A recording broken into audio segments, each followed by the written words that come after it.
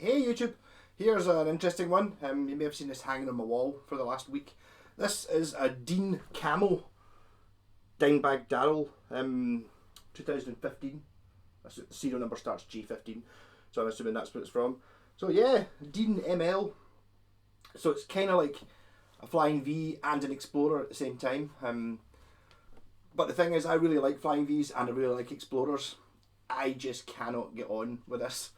So it's not going to be a negative review because I can't really review the guitar. I'm basically looking at it this way. It's been sitting on my wall for, I got it in a trade last week, maybe even more than a week ago, and it's sat on the wall and I've not picked the guitar up once. I just don't like the look of it. I think maybe if you're, I don't really know. Is it Pantera Dimebag Darrell was in? I saw him live at Ozfest '98, like Milton Keynes Bowl, and although I was aware of who he was because he was all over the guitar magazines at the time, he was really good. I mean, he came out and he was just like, hey, he was like a total personality, and it's like one of those people when you see him live, you kind of understand, immediately you kind of go, all right, I can see why he's loved everywhere. He was a hilarious guy. Unfortunately, some nutter went up on stage and shot him, I think, or something like that. Don't know, a few years ago. So, yeah, his own signature line. This is actually the third ML model I've had. The first one was a baby ML, it was called, because I keep seeing that. I've still got the truss rod cover, which was basically a very similar neck, but the body was maybe 3/4 the size, same shape, but a bit smaller. It was a bit more sensible, I think. This thing is absolutely huge. I mean, maybe it's maybe not that big. It just feels really big. And I was telling my pal the other day, actually, it's like the headstock. I can't remember what he described it as. I described it as a, the thing. Well, I don't know. The thing you use for taking off wellies. It's like a piece of wood. Basically, just looks like that, and you stand on one side and you put your heel of your wellies in it. Basically, that's what that is. And if this guitar was, if you ever get one of these at the neck snapped off here or something like that, just turn it into a welly thing. Have a Dimebag signature welly remover. It's not a cheap guitar, this one. It's like don't know, it's black around the outside, so the camo paint, I don't know if it's maybe some sort of print. Kind of not sure whether, if you're going to have a guitar this shape, I would have thought, neon glow in the dark yellow to show its extreme shape, like what BC Rich used to do. I don't know if camouflage is really what I do, especially when I'm wearing my camouflage shorts. It kind of disperses into them. So if you want, you want to be seen when you're playing a guitar like this. Cool graphics in the headstock as well. But quite high specs. Got Grover tuners. It's got a Floyd Rose, like an actual Floyd Rose. I think it might be called a special. I don't really know much about Floyd Roses, but it's not a licensed by Floyd Rose. It's an actual Floyd Rose. The pickups are. I know Dimebag does have his own. Is it a Bill Lawrence LX? That 500 pickup. I remember coming across it because I've got a Schecter that's got Bill Lawrence pickups in it. There's a famous sort of bar magnet Dimebag Darrell one. This isn't that. It's whatever a copy of it. Is it a DMT or something it's called in the bridge? It's got the volume controls, which apparently I doubt this is actually how they're done, but Dimebag apparently what he did was he got a soldering iron and stuck holes in it so you could get a better grip on normal knobs. So that's what the two volume controls look like. He obviously didn't want to be adjusting the tone very much, or it wasn't important enough to get to the tone, so it's not been done. But these are, but they're factory done. I'm sure if you did it with a soldering iron yourself, they would be an awful lot less neat than that. They're a bit sort of evenly spaced for it to be actually done. Somebody just sticking a soldering iron into the knobs. Yeah. So as I said, when I had one of these before, the Baby ML, I wanted a Flying V and I didn't have one, so I made a Flying V. That turned into the Decimator. And later on, that was the first one. So I mean, it was just purely the shape. I didn't not like the shape. I wanted a Flying V, and when I originally bought it, what my plan was I was just going to cut there and there to make it a Flying V. Which actually, looking at this one, I think you probably could do that, but you couldn't do it with the Baby ML. I was literally just going to jigsaw a straight line up there, so I'd end up with a Flying V. Don't need one now, got a Flying V. But and the other one I had, which I really didn't like, was a Washburn. I want to say it was a Dime 332, something like that. But the main reason I didn't like that is because someone had sanded the neck, and it was like the neck was sort of sticky and really manky. And there's a video from a few years ago. I didn't have the guitar long, I just sold it on. I think it was actually maybe quite an expensive one as well. But I didn't. I think maybe just that put me off the guitar to start with, because it had a horrible hand sanded neck, and it was really, really dirty. You know, it was like pure black with handming over the years. So that kind of probably just put me off. This, which is nothing to do with this guitar, wasn't even the same make. It was a Washburn. I think Dimebag used to be Dean, because the story goes it's like the actual Dean Zielinski or something like that. Got on very well with the guy. We got on with him very personally very well, and liked, got him to build his guitars, loved him, that was great. And then Dean sold the company to somebody else, and Dimebag was no longer dealing with his pal. He was dealing with a corporation or something. He didn't like that, so he moved to Washburn, and then I think he went back to Dime just before he got shot. So I went back to Dean just before he got shot. I think Dean might actually be back in control of the company. I'm not sure. I'm not really that into it. So I'm going to try and play some sounds on it. As I said, I know there's a famous song called "Cowboys from Hell" that I would probably recognise, but I don't know how to play that. So I'll play through my wee Laney just for 5 minutes. I can't really play. Metal for me is Judas Priest, and Black Sabbath. I always say, I'm into metal, but I really don't know anything about, is it thrash? I don't even know what it's called. Thrash.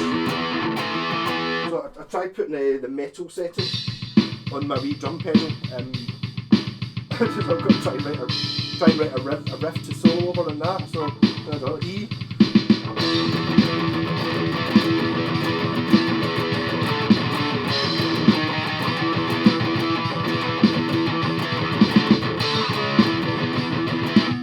Not working, is it?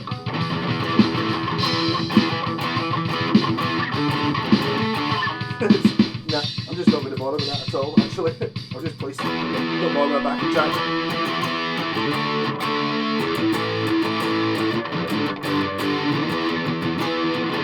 Oh, can I get that to fit into?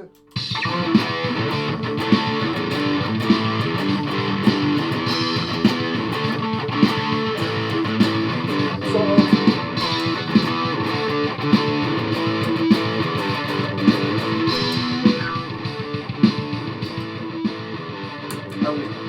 I've got the stack in the box going into the rack pedal for more distortion, because I never use more distortion pedal.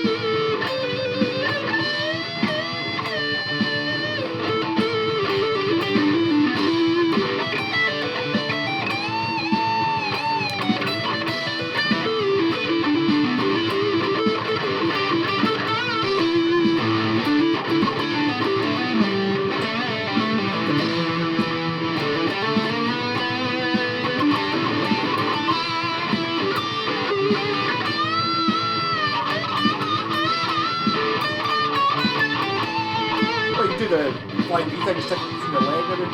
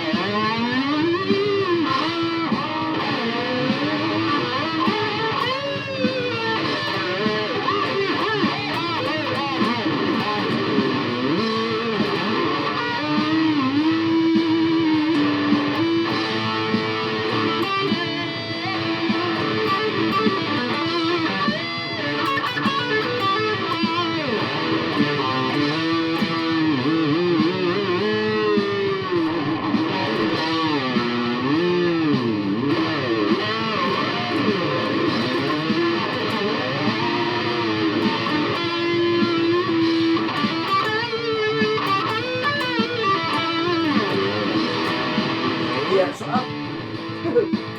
whoops. I'll cut this short. I really don't. It's mad how, I mean, as a guitar, it's totally fine, and I'm sure I could play my usual stuff on it. You know, as a tool, it's a nice guitar. It's got quite a wide neck on it. It's quite a high quality guitar. It's just the look of it just totally puts me off immediately, and I'll, you know, maybe just the association. I mean, see if it had just been a Flying V, you know, and maybe not camouflaged, or maybe just not a Dimebag signature, I'd maybe be so much more enthusiastic about it. But I mean, you know, the first taste is with the eye, really. You know, give me a Telecaster, I'm already loving it. Like see that guitar I was doing, the G&L one. I changed pickups in the other week. I loved that guitar as soon as I saw it. I was like, that's amazing. So it's like, when you play it, it's like really good anyway. Whereas this one, I just took it in a trade because I kind of wanted to help the guy out. He was after a bass and he wanted one as soon as possible. And when he offered me this as a trade, I was like, well, I don't like that. It's like, oh, I'll sell it. Could you keep the bass? And I'll sell it. And I was like, he wants the bass now, so I just did the deal. And I was a wee bit curious. I thought I'd quite like to do a video of it. But it's mad how some guitars just, it doesn't matter how good the guitar is, you're just not going to like it. I'm sure that applies to a lot of these, you know, like sort of the more obscure shaped West tones and stuff. You know, if you're mad into Les Pauls and Strats and stuff, you're just not going to like that. It doesn't matter how good a guitar it is or how well it plays or anything like that. You've already decided, which is kind of what's happened to me with this. So I think I'm going to file this under the ML shape as guitars I don't like. Another one I don't like is the Randy Rhoads style. You know, the Flying V with the uneven sides. I don't like that either. I don't know why. I've made a baby metal guitar that's that shape. And I just, there's something about the not, you know, the lopsided Flying V. I just don't like it. And it's like, I suppose, and the other things I don't really like Les Pauls either. But I don't think that's just because they're a bit bland, maybe, or because everyone else likes them. You know, there's elements of that in it where I can never really give these things a fair shot. I don't think anyone can. You know, it's like, I mean, I would struggle. It's like, I was watching up, you know, YouTube channels where folk get given free guitars to do like paid promotions, and I'd be shocking at that because I couldn't really. I do believe this is a good guitar. I mean, if you're mad into Pantera or you like the look of it, it's great. It's just I can't get over that hurdle of it. Just I feel like a fraud standing here looking at myself in the picture, you know, in my camouflage shorts and this guitar. I feel like a total fraud because I'm not worthy of it, because I'm not an appreciator of the type of music that this is meant to play. Even though, you know, it's a decent guitar, so I'm sure you could play country on it or Beatles if you really wanted it. Feel physically, if you were just listening to it, you wouldn't know. It would be fine. But it's just got such an image thing with it that I preconceived as not liking. So, an interesting video. I don't imagine an awful lot of people will like this, like, because I think the people who will be searching for their, you know, their Dean Camo ML will be looking it up for ages. I think it's discontinued, but you know, people are mad into this sort of guitar. I can totally get it. I totally understand why it'd be amazing, and it's a good guitar of this type. You know, I mean, all I can really do is tell you it's good, because I mean it could have been, you know, shite with bad action and bad parts and all that. You know, and therefore it's a bad guitar that I don't like. Whereas this is a good guitar that I don't like. Kind of weird. It's like, I mean, it feel wise, it's totally fine. Actually, feel wise, it feels a bit like my Decimeter Flying V, but just by being a Flying V, it's got something that I like. Whereas just being this shape, just right, I'm repeating myself and slagging off a guitar, which I do think is good, but I just don't like. So there you go. Not all guitars are for everyone. I can totally understand why people don't like Telecasters, even though I do say everyone should have a Tele. They're amazing and stuff like that. If you just don't like the look of it, then you're never going to go for it. I mean, even I think even if this was like it was this shape and this colour, and it was handmade and it was actually the best guitar in the world, you know, it like the smoothest action, the best sounding, I still don't think I would like it. It's like rocking. So I'm sorry, Dean Dimebag. I think I've already done a swap with this for a Yamaha guitar with one of my pals. He posted on Facebook the other day that he bought a new wah-wah pedal, and it's the camouflage one that matches this. And it was that point I thought, oh, and he was sitting there, he's in a ska band, and he delights in turning up in the ska bands playing the most inappropriate guitars. So I think he's going to play this in a ska band. You just think, yes. This is like, talking about turning up with the wrong guitar, but I think if he plays like a sort of 80s, more pointy Flying V type thing sometimes. But turning up with this for ska is just genius. It's just, you could not get anything more wronger than this. But it'll be fine. You know, you can play whatever you want on a guitar. It's just what it looks like. Rock on. Sorry if that was a bit of a blather and I didn't really do much playing. I just feel I don't know what to play on it, because I don't really know the music that it comes from. You know, give me a Telecaster, I can go, alright, cool, and I know what a Telecaster might sound like, so I can play it like that. You know, give me an SG and I'll play AC/DC sort of Sabbathy stuff, because it's what it looks like. Whereas this, it kind of looks like music I don't understand and like.